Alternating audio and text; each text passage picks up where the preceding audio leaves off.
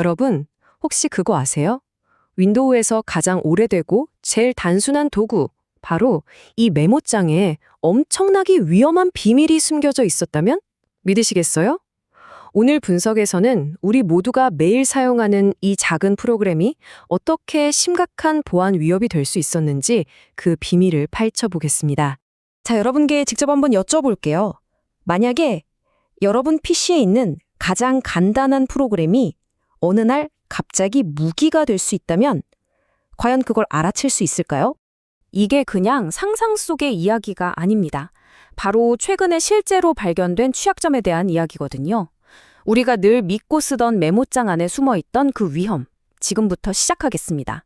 공식적으로는 CB2024-20841 이렇게 이름이 붙었는데요. 이게 뭐냐면 원격 코드 실행이라는 진짜 심각한 수준의 문제입니다. 네, 맞아요. 바로 그 윈도우 11 메모장에서 발견된 거예요. 이게 무슨 뜻이냐면 공격자가 멀리서 여러분 컴퓨터를 말 그대로 자기 것처럼 주무를 수 있게 만드는 그런 결함이었다는 거죠. 자, 그럼 도대체 어떻게 이런 일이 가능했을까요? 아니, 그 간단한 텍스트 파일이 어떻게 소리 소문 없이 실행되는 공격의 도구가 될 수 있었는지 그 기술적인 원리를 한번 자세히 들여다보겠습니다.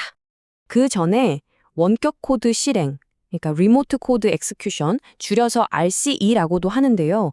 이게 뭔지 잠깐만 짚고 넘어갈게요. 말 그대로예요. 공격자가 멀리 떨어진 곳에서 인터넷을 통해서 여러분 컴퓨터에 명령을 내리고 자기가 원하는 코드를 마음대로 실행하는 공격입니다. 이건 뭐 사실상 컴퓨터의 제어권을 그냥 통째로 넘겨주는 거나 마찬가지죠. 모든 문제의 시작은 바로 메모장에 새롭게 추가된 마크다운 지원 기능, 바로 여기서부터였습니다. 마크다운 파일 확장자가 .md인 파일들 말이죠. 보시는 것처럼 아주 간단한 문법으로 텍스트에 서식을 입히고 또 클릭할 수 있는 링크도 만들 수 있는 그런 기능입니다. 자, 바로 이 부분입니다. 이 부분을 주목하셔야 돼요. 공격자들이 바로 이 마크다운의 링크 기능을 악용한 건데요. file.slash나 msappinstaller.slash 같은 겉보기엔 평범해 보이는 이런 프로토콜들을 아주 교묘하게 사용한 거죠. 보통 이런 프로토콜들은 웹 브라우저에서는 보안 필터에 걸리는데 메모장에서는 이게 제대로 통제가 안 됐던 거예요. 그래서 이걸로 뭘 할 수 있었냐? 보시는 것처럼 계산기를 실행시키거나 이상한 앱 설치를 유도하고 심지어는 네트워크 너머에 있는 다른 컴퓨터의 프로그램까지 실행시킬 수 있었던 겁니다. 정말 위험하죠? 그리고 진짜 소름 돋는 부분은 바로 이겁니다. 취약점이 있는 버전의 메모장에서요, 사용자가 이 악성 링크를 그냥 클릭도 아니고 컨트롤 키를 누른 채로 클릭하면 어떻게 될까요? 아무것도 묻지 않아요. 보안 경고창, 확인 메시지 그런 거 전혀 없습니다. 그냥 즉시 실행돼요. 그야말로 완벽한 소리 없는 암살자 같은 공격인 거죠. 정말 아찔하죠? 다행히도 이 위험은 지금은 해결됐습니다. 마이크로소프트가 어떻게 이 치명적인 구멍을 막았는지 다음 장에서 바로 확인해 보시죠. 마이크로소프트는 발빠르게 움직였습니다. 바로 2024년 2월에 있었던 패치 투즈데이 정기 보안 업데이트를 통해서 이 결함을 해결했죠. 역시 귀찮더라도 시스템을 항상 최신 상태로 유지하는 게 얼마나 중요한지 다시 한번 깨닫게 되는 부분입니다.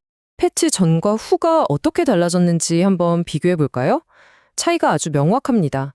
이전 버전에서는 악성 링크가 아무런 경고도 없이 프로그램을 실행했지만 패치 이후에는 메모장이 딱 막아서는 거죠.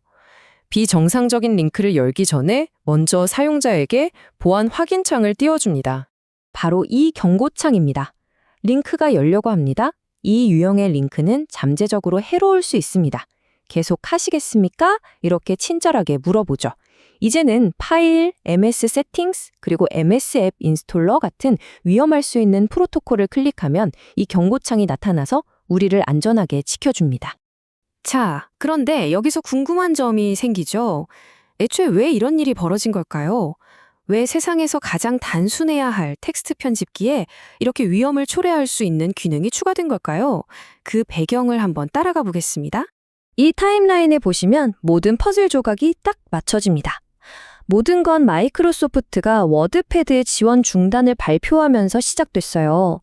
그 빈자리를 메우기 위해서 정말 단순했던 메모장에 마크다운 같은 좀 더 강력한 기능들을 넣기 시작한 거죠. 그런데 바로 그 과정에서 의도치 않게 CVA2214-20841이라는 보안 구멍이 함께 생겨버린 겁니다. 그리고 다행히 한 달 뒤에 패치가 배포되면서 이 사태는 일단락된 거고요. 이 상황을 두고 한 보안 연구원이 남긴 말이 참 의미심장합니다. 그들은 워드패드를 없애고 이제 메모장을 워드패드로 만들고 있다.